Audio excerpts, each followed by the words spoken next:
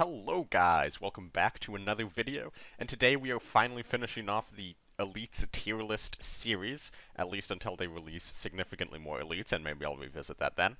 And today, last but not least, we are doing Britain, which I'm sure a lot of people have very strong opinions about Britain, especially about British Elites, so this is going to be a fun one.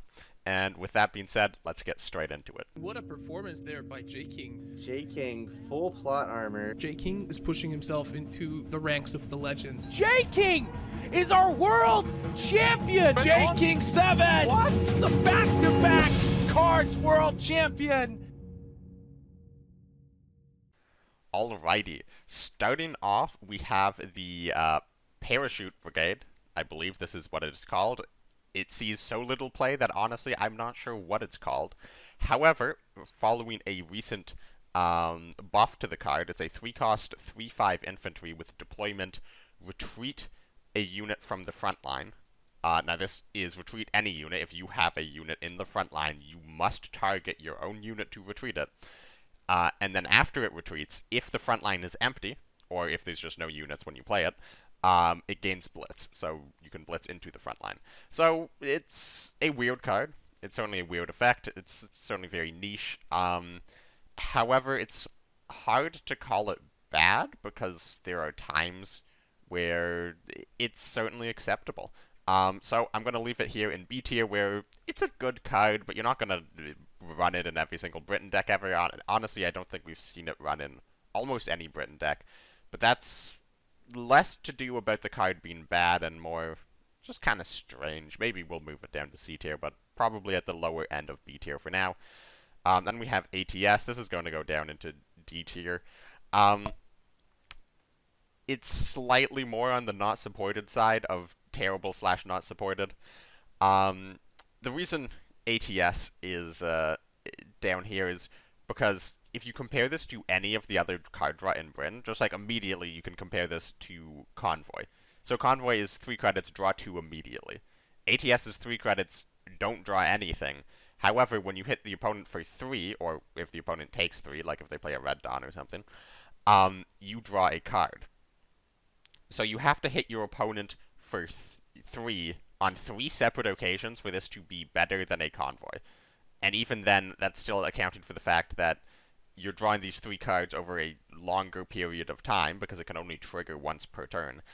Whereas Convoy is the immediate gratification of getting 2 cards which you can play, you can use, you can plan your turns around, etc. Whereas ATS is sort of a long-term investment.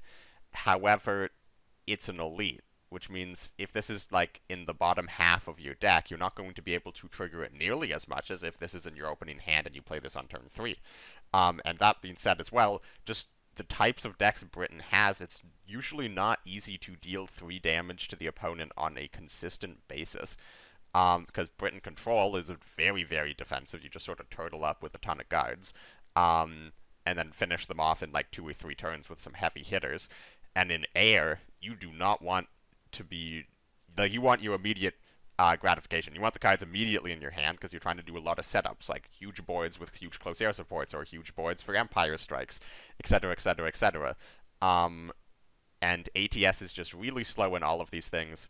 And of course, if you can't run this in a control deck, because what happens if you go to fatigue? You can't hit your opponent in the HQ anymore, or else you will die. I've tried to run this card, and I've run into that situation on numerous occasions where you've played ATS earlier in the game, and you've drawn so many cards, you're now in fatigue, and ATS is actively killing you, which prevents you from dealing damage to the enemy HQ because you take fatigue, and you take increasing fatigue. So yeah, ATS, terrible card. It's hard to imagine how that would be good in the future. However, like, if a ton of cheap burn cards get added, you can, and there's a way to fish for this card in particular, you could theoretically use this as a burn deck where you're just triggering burn into burn into burn. However, again, Britain has so much good card draw, it's hard to imagine you would ever run this.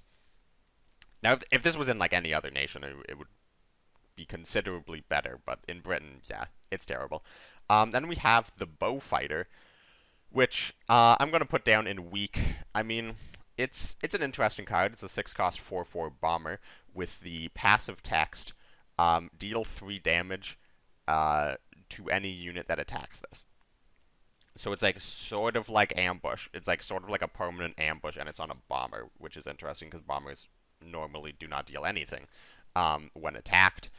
However, it's a 6-cost 4/4 that doesn't do anything the turn it's played, and it can just be removed by like a 52k or like I don't know, like even a Hellcat trade with it. Your opponent has still come out up 1 credit. Although actually, I suppose you can't trade with Hellcat because it does the 3 damage before. But like, yeah, like a 5th Ranger's into this. It's just so easy to remove. It does not do a lot. It's too slow for air. It doesn't do enough in terms of tempo for control. So, yeah, this is a card that is in need of some love. If you get it in draft, it's not like a bad card. It's certainly not terrible. It's just not good compared to other things you can run. Then we get the Avery. This is a very difficult card to rank between S tier and like the number 1 in A tier. So the Churchill Avery, I don't know. If you have not seen this card before, it is a 7-cost 5/7 tank with the deployment retreat all enemy ground units, which can be a massive tempo swing. This is not as strong as Leopold, because obviously it only targets ground units, and it's retreat, not return to hand, so if they're in the front line, they go to the support line. However, this still very consistently retreats a whole heck of a lot of units and gives you a whole heck of a lot of tempo. For a 7-cost, with arguably a better body, because like a 6/4 Ardy is a better unit type. However, 6/4, your opponent's probably going to be able to remove that. The turn is played kind of regardless. You're really using Leopold as a deployment effect, and it's still insane. Like, Leopold is an S tier card, don't get me wrong. But a 5/7 heavy armor 1 tank is much harder to kill. So yeah, this card is so versatile. Like, it can be run in air, it can be run in any control deck. It can be run in like the pin decks, since you retreat things out of the front line. Very good with dealing with infantry to just buy you another turn. This card is absolutely insane. Yeah, I think I've just sort of talked myself into putting it into S tier. I think it's on the lower end of S tier, because S tier there's some truly broken cards. And this is just like an all-around ludicrously well-statted card, and like the effect for its cost. But I feel like there's just enough effects and stats, and like, why does this also have heavy armor on top of everything else, and its cost, all of that comes together to make a card that is just like too good. Like, I think Churchill Avery needs a nerf, in my opinion, and I would not be surprised if it is nerfed, like before the end of the year. This is just one of those cards where it's like, it's not dominating the meta, but it's just too much in a single card. And also, that single card is in Britain, so I would expect this to receive a small nerf. Then we get the Comet, which is not the German Comet, not to be confused. This is the British Comet with a C. It is a 6/6 heavy armor 1 tank that draws a card whenever it attacks the enemy HQ. I'm tempted to put this in B tier just because like a 6/6 heavy armor 1 tank for 6 is not bad. It's just sort of like an okay statted card.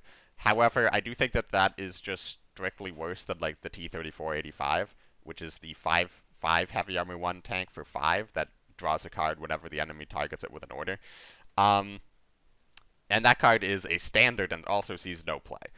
So this is an elite, and like 6/6 tank heavy armor 1 for 6 is fine stats, but realistically, with how powerful certain effects are in the game, I can't justify putting it in B tier, so we're going to put it down to C tier. Again, if you get this in draft, it's a solid choice. If you're like newer to the game, you have a very small collection, and you get this card, it's fine to put into a British deck. But this is never going to see play in Britain control. You can't consistently hit the front line. You can't consistently connect this to face because of guards or just higher priority units. Again, it's drawing a card, which is just so irrelevant in Britain because of Lend-Lease and convoys. And also, it doesn't have blitz, it doesn't have a deployment effect, your opponent can just hammer it the turn you play it. Yeah, we're just going to leave it down in C tier. Then we get the, oh my goodness, I've blanked, the Firefly. Okay, sorry, I was like momentarily blanking on the name of this card. Now, this is actually the old art for the Firefly. Previously, not the old art, the old image. Previously, it was a 5-cost 8/5 tank, ignores heavy armor, with the idea that with 8 attack and ignores heavy armor, it can trade with the Joseph Stalin, it can trade with the Pershing, it can trade with the Tigers. However, that's just never ever going to happen, because it also doesn't have blitz, and it has 5 health. So, like, if you play this against a Soviet deck or a German deck, they're just going to remove it. Like, this is never, ever, ever going to trade with one of these big tanks.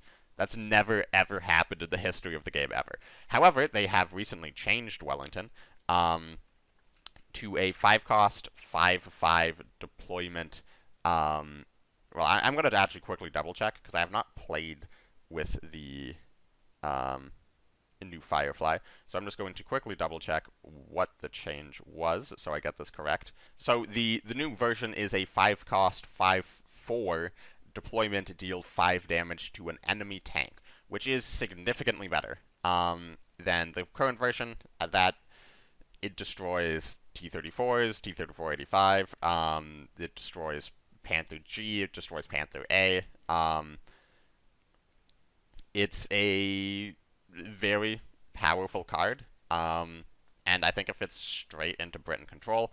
Not enough to be cornerstone or top notch. I think it's worse than like a Jagd Bomber, for example, which would be a similar effect where it's just a 5-cost 5/4 tempo card. Because again, its effect is just sort of like For the King, which has never seen play really.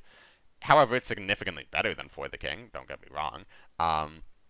So yeah, we're going to leave it in B tier. Hasn't really seen play so far, but I think it will see play in the future. I think it's just an all-round alt-right card. Then we have His Majesty's Chosen. It's going to go into C tier. There's just so many meh British elites in the game, and there's so many insane British elites in the game that like you would just rather run the insane British cards than a card that sometimes gives you a second copy of an insane British card. Like, for example, the air landing, or the parachute, we're going to see coming up, like the large commandos, the Bowfighter, the Sunderland. There's just a lot of, like, meh cards. Meh, like, elite units in particular. Britain has some pretty insane elite orders. So I think it's runnable if you're running like a heavy British control deck. So we're going to put it up to the higher end of weak tier. However, heavy British control, why would you do that? Don't have a whole lot else to say about that. Then we have the HMS Illustrious. I'm tempted to put this into S tier. However, I think I will be convinced to put it down into the very top of A tier.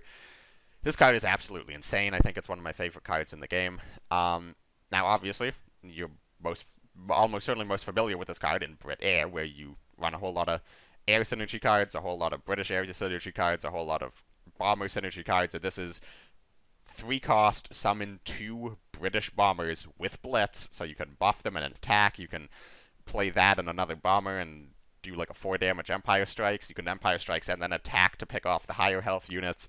This card is incredibly versatile, but it's also runnable in British control because you can combine it with Rule Britannia to make 2 5/5 blitz bombers that can attack. You can use it to make, I mean, some people just run Empire Strikes in control. You can still combine this with Para C to just remove something for free from your hand, which is something Britain desperately lacks, because Britain does lack removal. Yeah, this card's absolutely insane.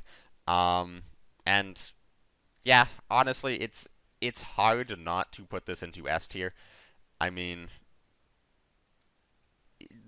it's absolutely, yeah, I'm just gonna put it into S tier. This card is just stupidly good. And don't worry, we will be getting A tier cards soon enough. But like, if you compare this to just elites in other nations, like I mean, I know it's somewhat difficult to compare this to anything else because it's a very unique card, but it's just incredibly powerful. Like, this is an auto-include, almost, in Britain. Like, you could even run this in Commandos, which is insane, because it takes 2 spots in the support line. Like, I wouldn't, and I don't, but I don't think it would be unreasonable for somebody to run this in certain Commando decks. This card's just absolutely ludicrous. Then we get into Kitty Hawk, which I'm going to put into A tier. It's going to go on the lower end of A tier. It's sort of hovering between A and B tier. Now, obviously, this sees a lot of play in Brit Air. However, dealing 2 damage is not that useful. And it's ground targets only. Now, this does go face, which adds something to it. And all around, it's just sort of like a okay elite card. Like, if this was a standard, I think you would still probably only run 1, maybe 2 of them. Like, this wouldn't be like a 4 copies of it, even if it was a standard. Unlike, say, HMS, that would be a 4 copies of if it was a standard. That card's insane. So yeah, not a whole lot to say about Kitty Hawk. It's a pretty simple effect, a pretty simple card, and the effect's pretty good. I'm going to put it into A tier. It's basically just like a cheaper, more versatile Firefly. Then we have the Lancaster. And the Lancaster I'm going to put up into the top of B tier, if this will let me. Now, Lancaster used to be like a cornerstone of Britain control. Formerly, the current effect is when this attacks HQ, increase the cost of all cards in the enemy's hand by 1 permanently, which is a pretty good effect. However, it's a 7 cost, 3 operation, 5/4 blitz bomber, so it's a lot to do this. You're basically spending 10 credits to increase the cost of enemy cards in enemy hand by 1. And maybe you're using this as a finisher. If you could use this in some sort of credit denial deck where you can get this out significantly faster than your opponent, or some like heavy control. Like, this is a really good card in control versus control. However, we're not in a control meta. We're certainly not in a meta where there's enough control that you're trying to build heavy control, and the heavy control you're building is a British main heavy control. That's just not a world we live in, and that's probably not a world we are going to be living in ever again, to be honest. And if we are, it's not going to last that long. So it's like, it's an okay card. Again, really good draft card. And this is very good in decks that are not that good. So yeah, we're going to leave it in B tier. Then we have Long Range Desert Group. For me, this is another B tier card, where in Commandos, the effect is really insane. I think there's potential for this to be seen outside of Commandos just because of Britain's lack of removal. However, with the addition of cards like Monsoon Rod, it's becoming less likely that we'll see Long Range Desert Group make the jump outside of Commandos, because Long Range Desert Group accomplishes a very similar thing as Monsoon Rod, which is you're using it to remove your opponent's huge board. Now, this has insane synergy with Commandos. However, again, it's a very niche card. Like, this is just essentially a Commandos card, and Commandos, not that good. This card, pretty good in Commandos. Actually, no, I'm going to put it up to A tier, low on A tier, because it is a cornerstone of the Commandos deck, and I think Commandos is an archetype that will continue to be pushed in the future, and potentially even be pushed into a meta position in the future, and I think Long Range Desert Group is going to be with it for the ride. Then we get to the Manchester, which is a 7-cost, 6/4 bomber that adds a precision bombing to your hand, which is the 4-cost order if you control a bomber, destroy an enemy unit. This is just a really crappy control card. It's going down into C tier. Again, it's a very heavy control card, and again, a great example of why you don't want to run His Majesty's Chosen. I mean, because it does something, I think it's more likely to see play than Bowfighter or the 6-cost, the Comet.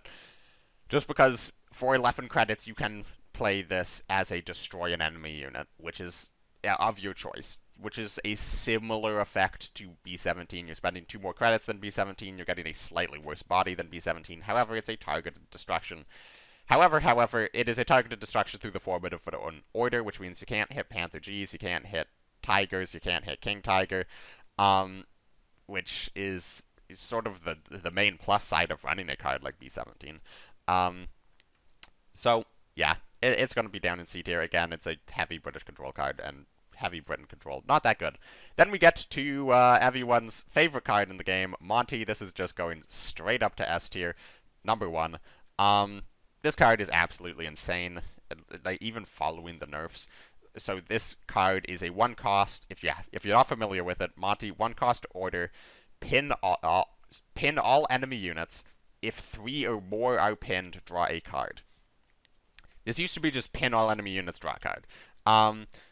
So this card is just absolutely insane. It's run in every single British deck ever because it's 1 credit, essentially take an extra turn, because you pin all of your enemy units so they can't kill you. So it buys you an extra turn in any sort of combo deck or slower deck or control deck. It lets you like pin their board and develop a guard.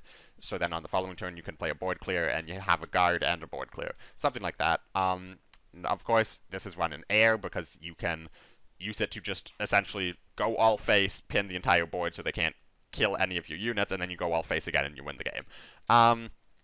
This card is just going to be run in every single British deck until the end of time unless it's nerfed. And I would not be surprised if it is nerfed. A lot of people want it nerfed. And you can nerf it in a lot of different ways. For example, I think it would be interesting, just the most simple nerf would be draw if it pins 2 or less units. So you can run it as just cycle, like you can throw it out to pin nothing and draw a card. However, if you're pinning a huge board, you do not get the card draw. Because at the moment, it's sort of like a win more card. Like, they somehow took it from an insane card, and then they, like, made it less insane in, like, situations where you're not, like, you're getting less value out of the card. It's weird. But we're not going to linger on Monty too long, because everybody knows it's S tier.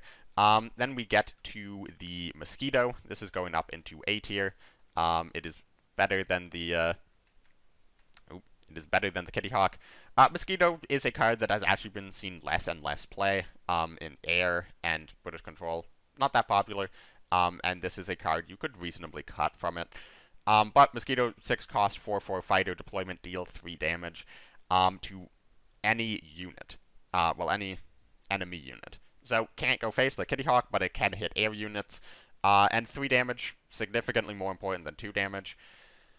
And yeah, it's just sort of like an all-around, all-right tempo card, and it's an elite. If you could run multiple copies of this, you would maybe run 2 in certain decks.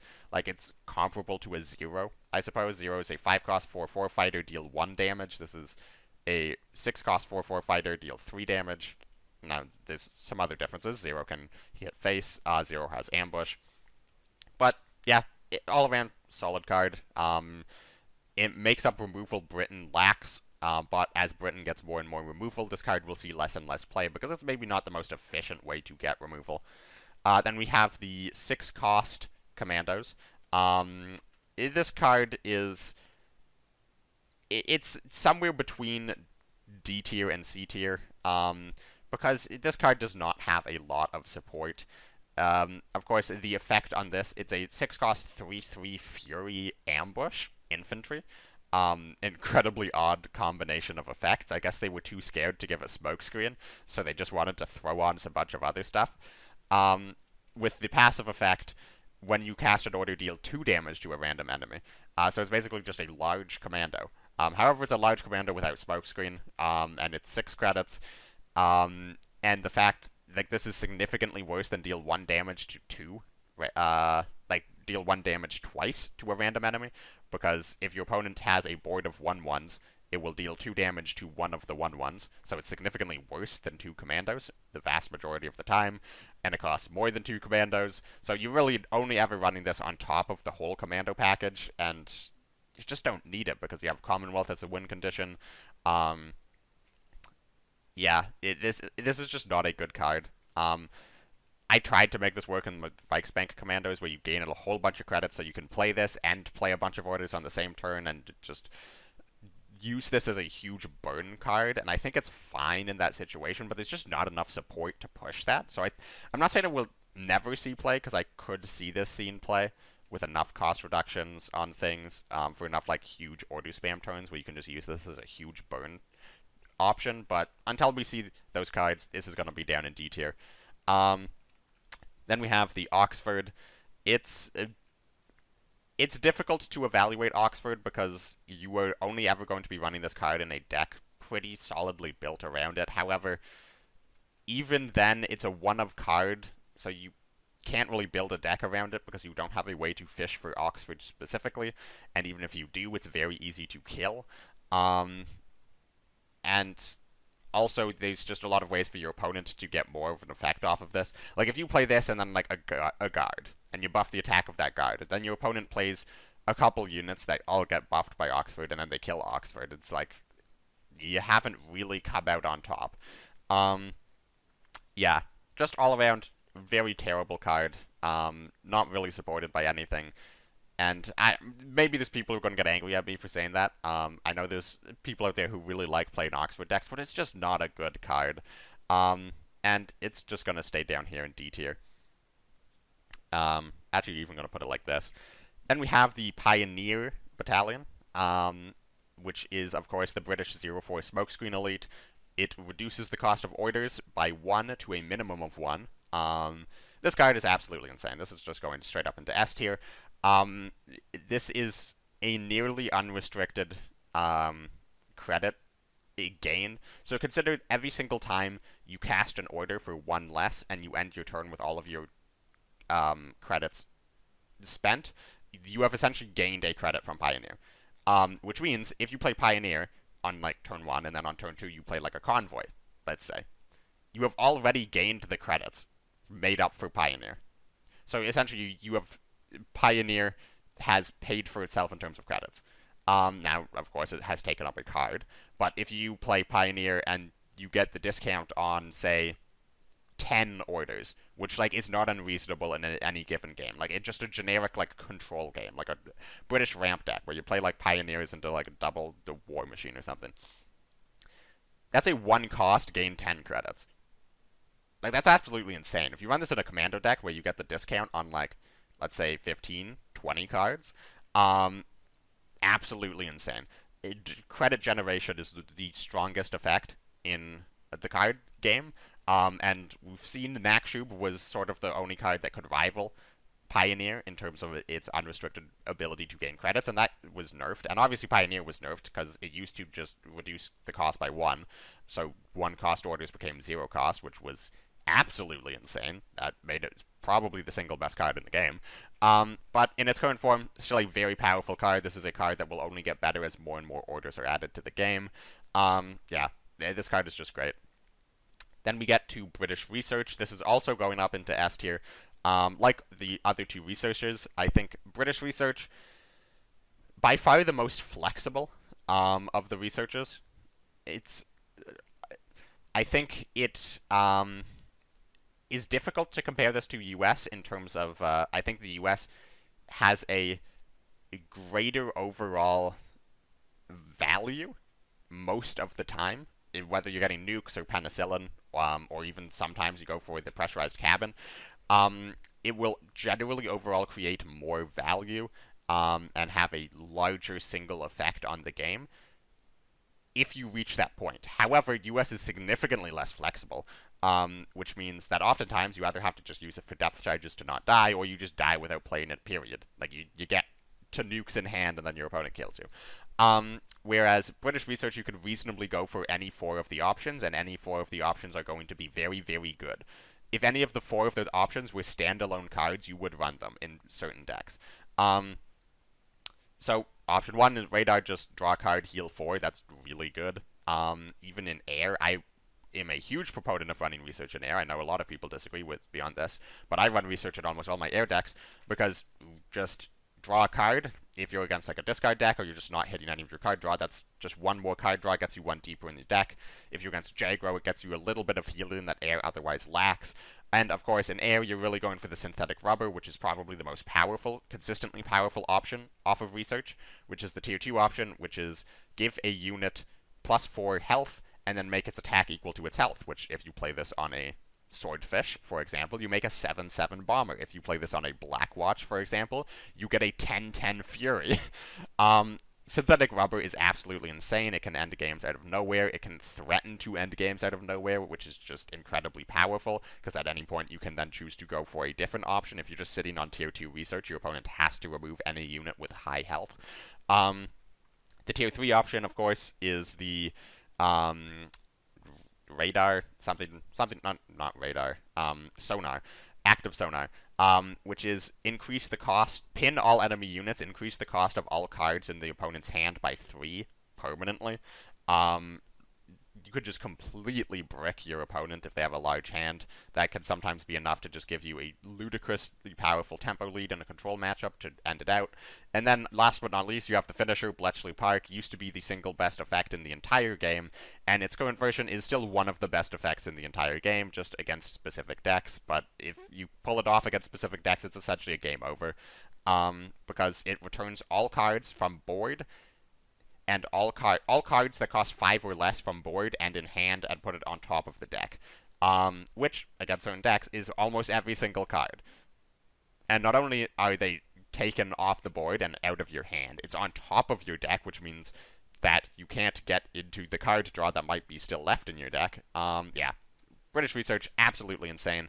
Definitely better than Avery, arguably better than Pioneers, I would say, currently in the game. Then we get to Rule Britannia. I think Rule Britannia is a very good card. I think it's a solid win con for a British control deck. We're going to put it into B tier. Also fits into Commandos, of course. It's all your British units get +2 health and then make their attack equal to their health. So, yeah, you just get a big board of defensive units and you can turn them into something aggressive. So this lets you play a slower British deck. It also works in Commandos because of Cup of Teas. You get like these 3/9 honeys, and then you turn, or your 2/9 honeys, and then you turn your 2/9 honeys into 11/11 honeys and just burst your opponent for a huge amount. As I mentioned previously, works really well with HMS Illustrious as well. Just an all-around solid finisher. It has to compete with Commonwealth, which is unfortunate. Then we get to Sexton, which is another, you guessed it, S-tier card. Sexton just on its own, just in a vacuum, if you look at Sexton in terms of its effect, and its unit type, and its stats, is just so insane. I'm going to put it slightly below Pioneer and Research, because Sexton is just a standalone unit with not the most game-swinging effect ever. It's more comparable with Avery and HMS, where it's like a ludicrously powerful effect for its cost and stats. However, it's not like completely game-changing. It's just like really, really well statted and could probably use with a small nerf. Like Sexton, Avery, and HMS Illustrious could all use with a small nerf. Pioneer, it's hard to nerf it again. It's just a really, really powerful card, and they just have to be aware of that when they design future cards. The same with Research. Monty could definitely use a nerf. But yeah, Sexton, ludicrously powerful card. Then we get up to Shelling, which I'm also going to put, you guessed it, into S tier. I'm going to put it behind Pioneers, though, because I think Shelling, I think there's an argument to cut Shelling in certain circumstances. It's not nearly as good as Monty. It's still a very good card, but I think it is in the realm of being cut. Of course, if you've never seen Shelling before, you forget the effect. It is pin all enemy, or it's deal 1 damage and pin all enemy units, and they lose a credit slot. So, it's another pin all. It also is a slight board clear. And the credit slot reduction is really, really insane. If you get this off on turn 5, like all the credit slot reduction elites are. But, it costs 5, it's not nearly, you don't get the card draw like Monty. It's not gonna like single-handedly win you the game. Again, it's really good in the same ways Monty is really good, where like lets you take another turn for free, essentially. But, again, it costs 5, so you're basically just working with 4 less credits. It's like a weaker Monty, most of the time. But a weaker Monty is definitely still enough to be into S tier. Then we get the Spitfire, which I'm going to put up into A tier. And now it's certainly taken a bit of a beating with the nerfs to Finest Hour and the nerfs to Spitfire itself. However, this is still just an incredibly well-statted card. If your opponent has an air unit, this plays as a 4-cost 6/6 fighter, which is just playable. And if your opponent doesn't have an air unit, it's a 4-cost 4/4 Fury Fighter, which is comparable to the Hurricane, which is the 3-cost 3/3 Fury Fighter. However, that's just fine. Like, it's an elite, so it's a one-of. It's not like you're running 3 copies of it. You probably wouldn't run 3 copies of it. But just having this card combined with Finest Hour, it's still easily 10 burst from hand. If you just have this on the board, it's similar to a Shiden, which is also like a 4/4 Fury Fighter. Now, obviously, Shiden has Blitz and Ambush. This doesn't. But there's a lot easier ways to buff this card in British Air than you have of buffing Shiden. So, yeah, all around A-tier card, similar to the Mosquito and the Kitty Hawk, in that it's just sort of like a well-statted, interesting effect. Not interesting effect, just a well-statted, like, all-right effect on an elite unit that you're going to run most of the time. We get to Sunderland, which I actually think is a underrated card. I'm going to put it, probably, it's still a weak card, don't get me wrong, but I think this is a bit of an underrated card. It's a 2/6 bomber. At the start of your turn, draw a card. And it works really well with Royal Britannia if you can get this behind a guard. It's pretty difficult to deal 6 damage to a bomber. It survives 52k. It costs 6, so it survives Annihilation. It has 2 attacks, so it survives Lion for a day. Now, obviously, there's a couple ways that you can get hard punished for this card, like Raiding Brigade kills this, Honorable Death kills this. But I think it's an all-right card if you can get this behind a guard. I think it's like a slightly subpar control card, but unlike, say, Bowfighter or Manchester, I think it's actually has more potential to see play in the future. And then we get to Commonwealth, which is an A-tier card. A lot of people might expect me to put this into S-tier card. I think Commonwealth is a very, very well-balanced card. And I've had this argument with a handful of people, but Commonwealth, I think, is like sort of the poster child of a well-designed card to build your deck around. Where if you have 30 health and you play it, you deal 20 damage to the opponent and draw 4 cards. So you can play it on its own. You can make the choice to lose your win con for drawing 4 cards, which is maybe enough to get you back into the game with just the other cards in your deck. It deals 20 damage instead of, say, win the game, so your opponent can heal out of range of it. It has a setup required of hitting 30 health by the start of your turn, or at least if you have credit reduction or credit gain, maybe you can heal and then play Commonwealth on the same turn. So it's just all around solid card, solid win con, fits into a lot of decks, will likely continue to see play. It did stop seeing play for a while, a long time ago. Like, following the first couple of expansions, it stopped seeing a lot of play because there wasn't consistent healing in the game. There was very consistent burn in the game, and Britain did not have a lot of great control options, but as we've seen, it's coming back. So I think it's a card that's going to fluctuate in and out of the meta, but I don't think it needs any nerfs. I think it's fine, and I think it would be interesting if other nations got similar cards in that they are a card you can build your deck around, and sort of work towards a win condition setup, and where your opponent is able to work against you reaching that setup. I think that's a pretty neat effect. Then we get to the Ulster Rifles. This is going to go down into D tier. I think it's better than a lot of people think it is, but also it's still terrible. It's a 4-cost 2/7 smokescreen infantry with the text, when your HQ takes damage, this unit takes it instead. So essentially, it is a 4-cost heal 7, with the downside that if it gets removed through other means, then it is essentially done nothing. But with the upside that it can deal damage. You can attack with it in certain circumstances. So I actually think the reason I say this card I think is better than a lot of people give it credit for is because if you combine this with like health buffs, like you can keep buffing its health, which is equivalent of turning health buffs into healing. Also, if you combine this with Rule Britannia, you can like sort of go on the offense with it, where you get like a 9/9 to the front line to threaten 9 damage, but also it acts as essentially a guard. Because your opponent has to attack you. If your opponent's like burning you from hand, it's tanking the burn. Now, obviously, that all requires a lot of very specific setup, so it's not a good card, but I think it's better than a lot of people give it credit for. Then we get Ultra. This card, not into S tier. I think it's a very fair card, but very, very, very good card, and it's sort of just a top-notch card that you're almost an auto-include into every British deck ever. 3-cost countermeasure. When your opponent casts an order, counter it, draw a card. Now, 3-cost countermeasures, very expensive, so it's usually very obvious when you're holding it up. However, it draws a card, so if it's just 3 credits, draw a card, do anything else, is probably going to be fine as long as the anything else is like an okay effect, because again, you have MI5, which is 3 cost, draw 1 card, your opponent puts a card from their hand on top of your deck. Radar, off of research, is 3 cost, draw 1 card, heal 4, Convoy, 3 cost, draw 1 card, draw another card. So Ultra, 3 cost, draw a card, counter an enemy order. That is by far better than all of the other effects, because you're going 1 for 1 and then you're replacing yourself. That's absolutely insane. Of course, the downside is it's a countermeasure, so your opponent might not cast an order.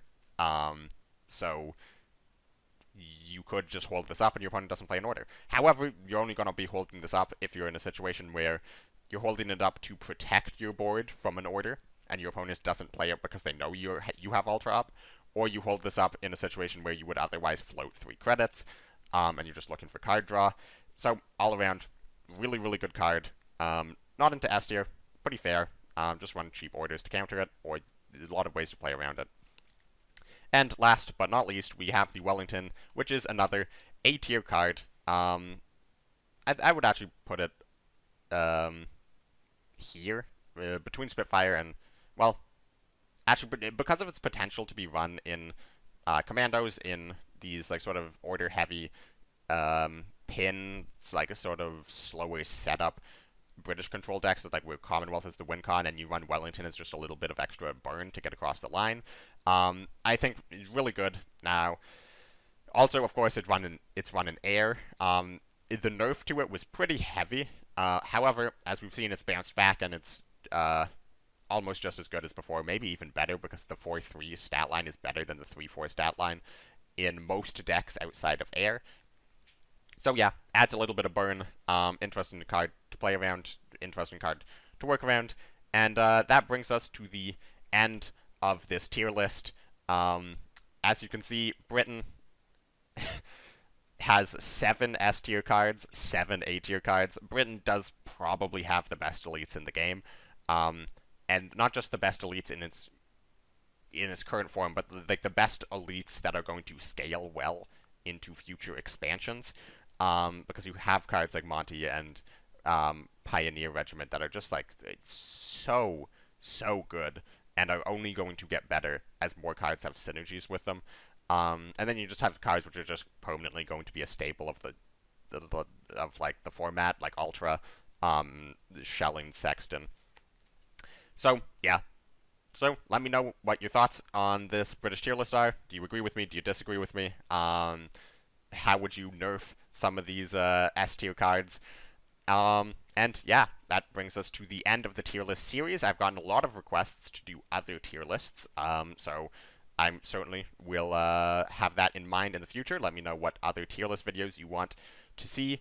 And yeah, I'll once again remind people that I've recently opened a KARDS coaching service, which is $20 Canadian an hour, and I will help you, whether it's you want to get into a tournament, you want to prepare for a tournament, or you just want to improve your decks or just general playing style. Overall, any ranks, all welcome. Consider it. I have a handful of open slots in the coming weeks, so hit me up, DM me on Discord if you're interested. And with that, I will end the video. Thank you very much for watching, and have a nice day.